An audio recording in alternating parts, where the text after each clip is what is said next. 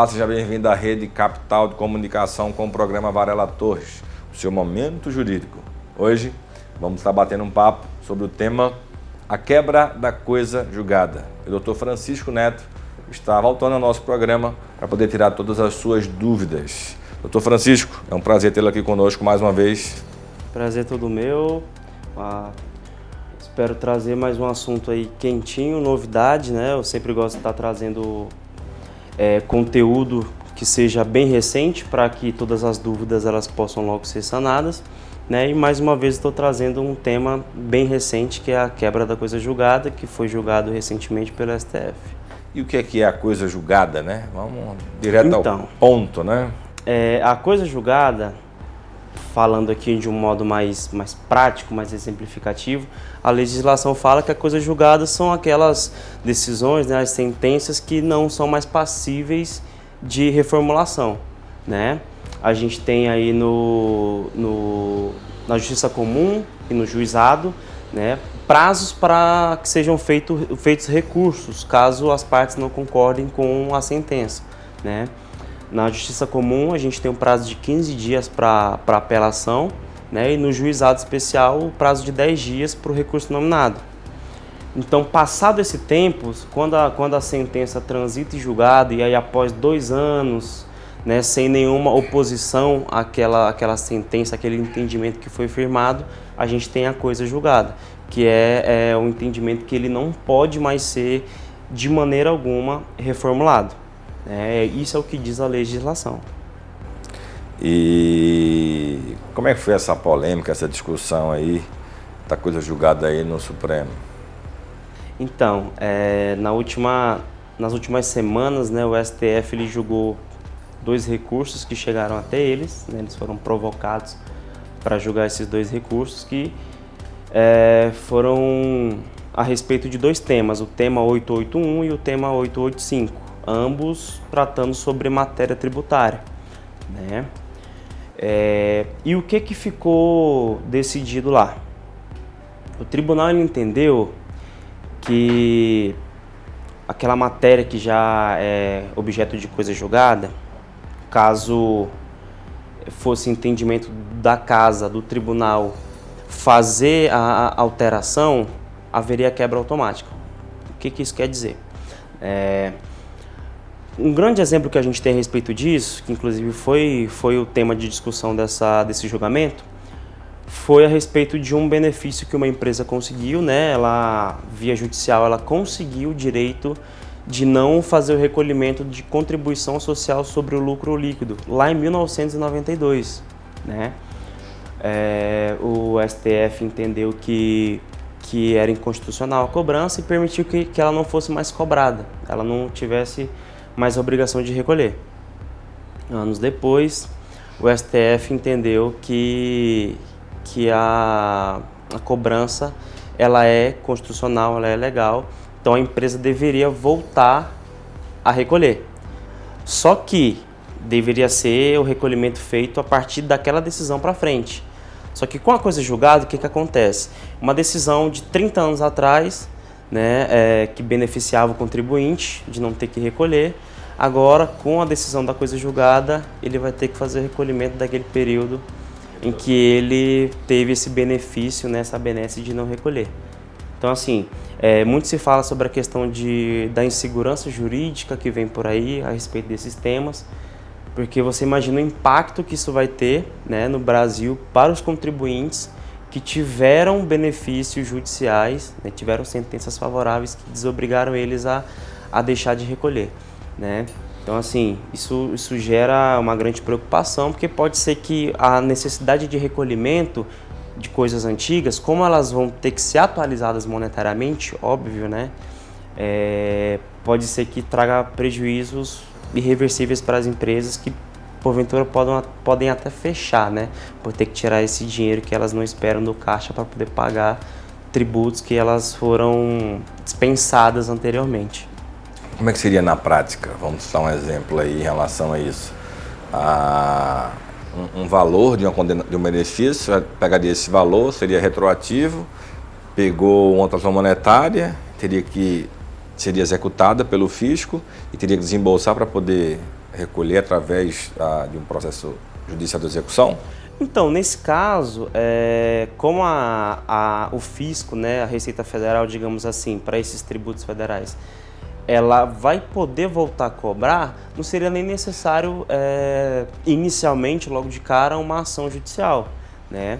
A Receita Federal pode autuar, pode notificar o contribuinte e falar, ó, você tem isso aqui para pagar, né, por essa razão, em razão do entendimento do STF, né? Então, você não recolheu por tantos anos tal valor e esse valor atualizado ele dá isso, né?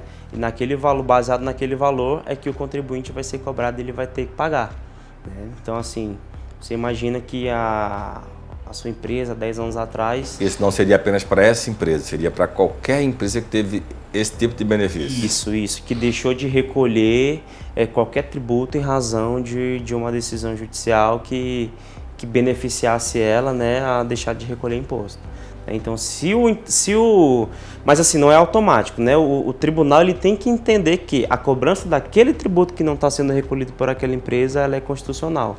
Então, se o STF ele muda de entendimento e passa a falar assim, a cobrança de tal tributo é constitucional, então aí você já tem a quebra automática dessa coisa julgada. Então, a empresa vai ser obrigada a fazer o recolhimento daquilo que deixou de recolher anteriormente. Entendi. Gente, vamos a um breve intervalo, tá bom? Até já já.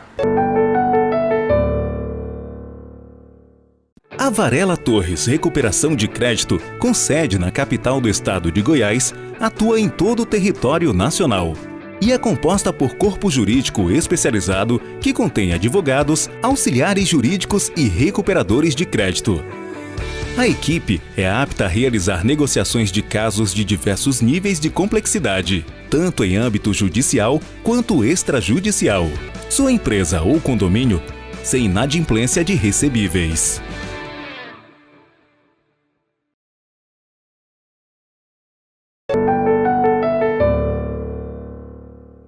Olá, estamos de volta com o programa Varela Torres, o seu momento jurídico. Estamos aqui hoje batendo um papo com o Dr. Francisco Neto, falando sobre a quebra da coisa julgada, né? Uma recente decisão aí do Supremo Tribunal Federal, que deixou diversos empresários, diversas empresas aí de orelha em pé, né, gente? Vamos lá, tem mais perguntas aqui, doutor. Quais as consequências da quebra da coisa julgada, né, no ordenamento jurídico? Então, a quebra dessa coisa julgada, ela traz uma grande preocupação quanto à segurança jurídica no país, né? Porque o que os doutrinadores falam é que a coisa julgada, ela é, entre outras palavras, o cemitério de decisões judiciais, né, de sentenças judiciais. Por quê? A partir do momento em que elas se consolidam, em que não há oposição à aplicação dessas sentenças, então, passado um prazo, não é possível tomar nenhuma medida que possa reverter, né, aquela sentença, aquele entendimento que foi firmado anteriormente. Então, assim, a partir do momento em que você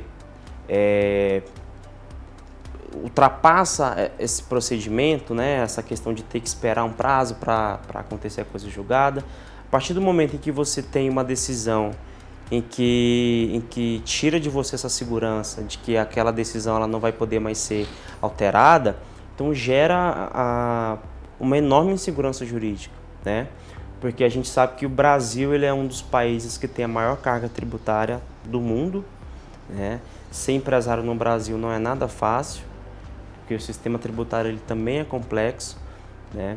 Então você imagina que essa empresa ela teve um benefício, uma decisão judicial que permitia a ela deixar de recolher certo tributo, e a partir dali ela passou a pautar todo o seu planejamento financeiro em cima da não necessidade desse recolhimento, e agora ela dorme e no dia seguinte ela acorda com essa notícia de que é possível que ela seja cobrada daqueles tributos que lá atrás ela foi desobrigada, né, de recolher. Então, assim, uma das consequências principais é essa, a insegurança, né? Então, assim, é sempre interessante... Mais uma insegurança, né, na nossa nação, né? Mais uma. A gente teve outro caso, né, que é a questão do voto de qualidade no CARF também, que é outro tema que é interessantíssimo para a gente discutir, né, que são pontos que trazem segurança para o contribuinte, né, porque são coisas que afetam diretamente no bolso. Então, a partir do momento em que você tem arrancado de si essa segurança jurídica, você começa a preocupar, porque pode ser que essa aplicação dessas decisões leve até a empresa, né, a quebrar, digamos assim, né, porque afeta diretamente o seu financeiro. E quem é que pode ser alcançado com essa quebra da coisa julgada? Então, relativo a essa quebra da coisa julgada, qualquer pessoa quando eu falo, né, pessoa jurídica, pessoa física também, que teve alguma decisão, alguma sentença, algum entendimento de algum tribunal favorável a si para que deixasse de recolher esse tributo, né? Como eu citei lá no começo, lá em 92, uma empresa conseguiu na justiça o direito de não recolher o CSLL, que é a contribuição sobre o lucro líquido. E aí, anos depois, foi reconhecido que a cobrança do CSLL era constitucional, era legal, só que a empresa passou a recolher dali para frente, né? O que passou para trás, passou. Só que a partir do momento em que o STF reconhece que a coisa julgada ela não pode ser, inclusive foi uma fala do ministro Barroso, né? Que a coisa julgada ela não pode ser uma salvaguarda para o contribuinte, né, se prender naquilo e achar que as decisões elas não podem ser alteradas, né? Então, assim, todas as pessoas jurídicas que tiveram um benefício, né, uma decisão judicial permitindo elas que deixem de recolher alguns tributos, elas podem ser atingidas a qualquer momento, né? Basta que o entendimento do tribunal ele seja alterado. E ali é até meio difícil você dizer que não vai alterar, porque em que pese os cargos do Supremo Tribunal serem vitalícios, né, digamos assim, você ter que se aposentar compulsoriamente, as próximas pessoas, os próximos ministros que ingressam na casa, eles têm um pensamento às vezes diferente. Então pode ser que esses entendimentos, períodos por períodos, eles podem ser alterados. Então, mais uma vez, a gente se encontra aí com essa insegurança, porque a gente não sabe, hoje a gente tem um quadro, amanhã a gente pode ter outro, né? É difícil. Esse é o nosso Brasil, que parece estimular dessa forma, né? O contribuinte a cada vez mais querer ou não querer, né, empreender na nossa nação, e assim a gente vai sobrevivendo. Enfim, você já aprendeu aí sobre coisa julgada, e o recente entendimento do Supremo Tribunal Federal no que se refere aí à nova compreensão do que se refere aí à coisa julgada. Então, ao longo de anos, a gente vem reaprendendo a cada dia, diante de cada julgado, do que é o novo direito aí brasileiro, tá bom, gente? Espero que você tenha gostado aí do nosso programa, tá certo? Ele fica sempre gravado no nosso canal do YouTube, você pode assistir quantas vezes você quiser, tá certo? A Dr. Flávio Varela Torres, vai lá, se inscreve no nosso canal, tá certo? Doutor Francisco, muito bom ter você aqui conosco, volte sempre mais vezes, pode tá deixar, certo? doutor. Muito obrigado pelo convite, um abraço a todos e espero estar aqui novamente para trazer mais assuntos informativos, né? Deixar todo mundo bem informado dos seus direitos. Nos segue lá também no Instagram, tá bom? @Dr. Flávio Varela Torres, tá certo? Até a próxima, que Deus te abençoe.